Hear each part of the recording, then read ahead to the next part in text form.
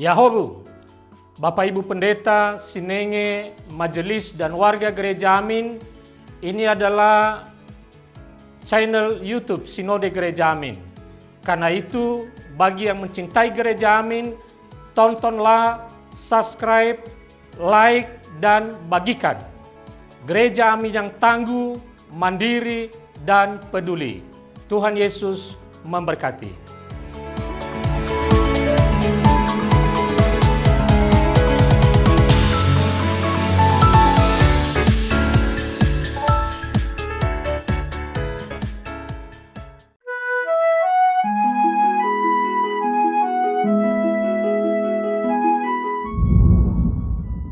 Sahabat YKB yang dikasihi Tuhan, senang kembali menyapa saudara dalam acara Wasiat Kekal, berupa renungan firman Tuhan yang memandu kehidupan kita.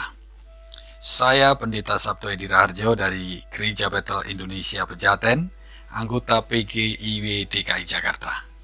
Renungan kita hari ini, Kamis 25 September 2025, ditulis oleh Pendeta Esi Eisen dari GKI Halimun, Jakarta, dengan judul Saat Napas Berhenti, yang dilandaskan pada kitab Mazmur 146, dan yang akan menjadi pusat perenungan kita adalah Mazmur 146 ayat yang keempat.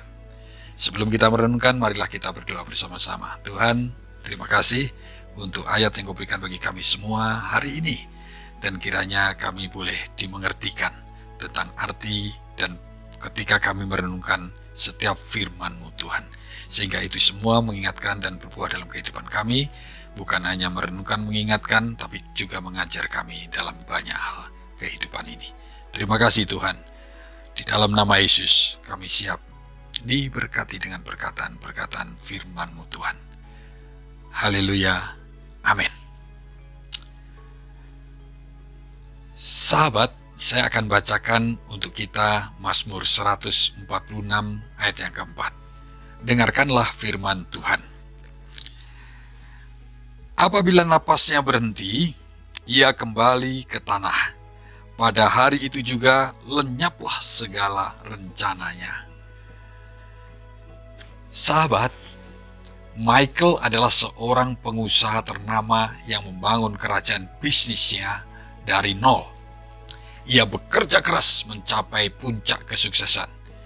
Kekayaan, ketenaran, dan kekuasaan telah dicapainya. Namun Michael menyimpan kekhawatiran mendalam. Kesehatannya mulai menurun, usianya tak lagi muda, dan ia menyadari bahwa semua yang ia kumpulkan selama ini tidak dapat menjamin masa depannya. Bahkan, tidak dapat ia bawa mati. Siapakah yang akan meneruskan usahaku? Akankah kekayaanku menemaniku pada akhir hayatku? Gumamnya dalam hati. Kegelisahan Michael mencerminkan realitas hidup yang sering kita lupakan, yaitu kefanaan manusia. Seperti kata pemazmur, hidup di dunia ini memang sementara. Segala pencapaian, kekuasaan, dan harta benda yang kita kumpulkan akan sirna saat ajal menjemput. Seperti embun pagi yang cepat hilang diterpa sinar matahari, demikian pula kehidupan manusia di dunia. Pesan ini bukanlah untuk menakut-nakuti, tetapi untuk mengingatkan kita akan kenyataan, supaya kita tidak menaruh harapan pada hal-hal yang fana. Sahabat, mengetahui kefanaan hidup mendorong kita untuk lebih bijaksana. Maka mari kita investasikan hidup dengan membangun hubungan yang akrab dengan Tuhan dan mengasihi sesama. Setiap hari adalah kesempatan untuk menghidupi teladan Kristus dengan menjadi jalan berkat bagi sesama. Dengan demikian, meskipun raga kita akan kembali menjadi debu, warisan iman dan kasih kita akan tetap hidup dan berbuah. Mari kita berdoa atas renungan kita hari ini.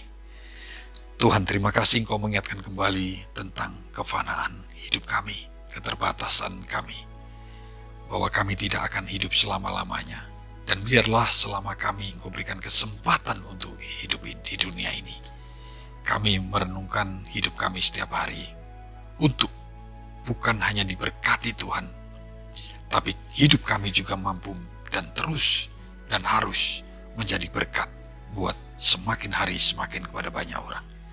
Karena itulah yang bisa kami wariskan, itulah perintah-Mu untuk kami mewariskan atas dunia di mana kami berpijak hari ini. Terima kasih untuk menyadari terus-menerus hidup kami terbatas. Waktu hidup kami juga terbatas. Dan bukan lamanya kami hidup, tetapi bagaimana kami hidup. Itu yang menjadi perenungan hari ini. Terima kasih Tuhan untuk firman-Mu. Di dalam nama Yesus kami berdoa. Haleluya. Amin. Sahabat, demikian renungan kita hari ini. Jangan lupa subscribe, like, dan bagikan kepada banyak orang. Semakin banyak, semakin kita menjadi berkat bagi banyak orang. Tuhan memberkati.